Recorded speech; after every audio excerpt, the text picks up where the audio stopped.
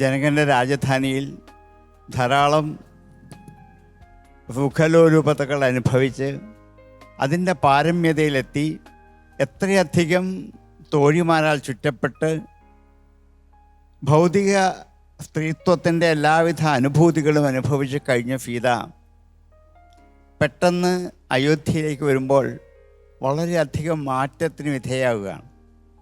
അയോധ്യയിലെ രാജധാനിയിൽ ആ അമ്മമാരോട്, അനുജന്മാരോട് ഇവരോടൊക്കെ പൊരുത്തപ്പെട്ട് ജീവിക്കാനുള്ള ഒരു ശക്തി സീതയ്ക്ക് പിതാവിൽ നിന്നും, ജനകൻ്റെ രാജധാനിയിൽ നിന്നും ആവോളം ആർജിച്ചിട്ടാണ് സീത വന്നത്.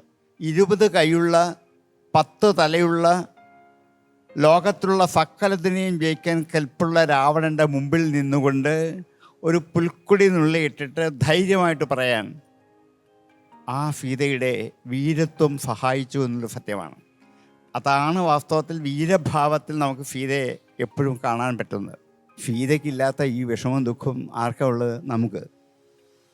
കാരണം നമ്മളാണിപ്പം സീതയെക്കുറിച്ച്, രാമനെക്കുറിച്ച് ആക്ഷേപം പറയുന്നത്. എന്താണ്? ഉപേക്ഷിച്ചു. സീതയ്ക്കൊരു പരാതിയില്ല. ഇതൊക്കെ സ്വയം ഉള്ളിലൊതുക്കിക്കൊണ്ട് സന്തുഷ്ടയായിട്ട് ജീവിക്കാൻ തക്ക ആത്മവിദ്യയുടെ പാഠം ലഭിച്ചവളാണ് സ്ത്രീ എന്ന കഥാപാത്രം. വാൽമീകി ഉദ്ദേശിച്ചു ഇതാണ്. ആ കഥാപാത്രം നമ്മൾ അതുപോലെ അറിഞ്ഞ് ആവിഷ്കരിച്ച് ജീവിതം ധന്യമാക്കട്ടെ. അത്രയുള്ളൂ.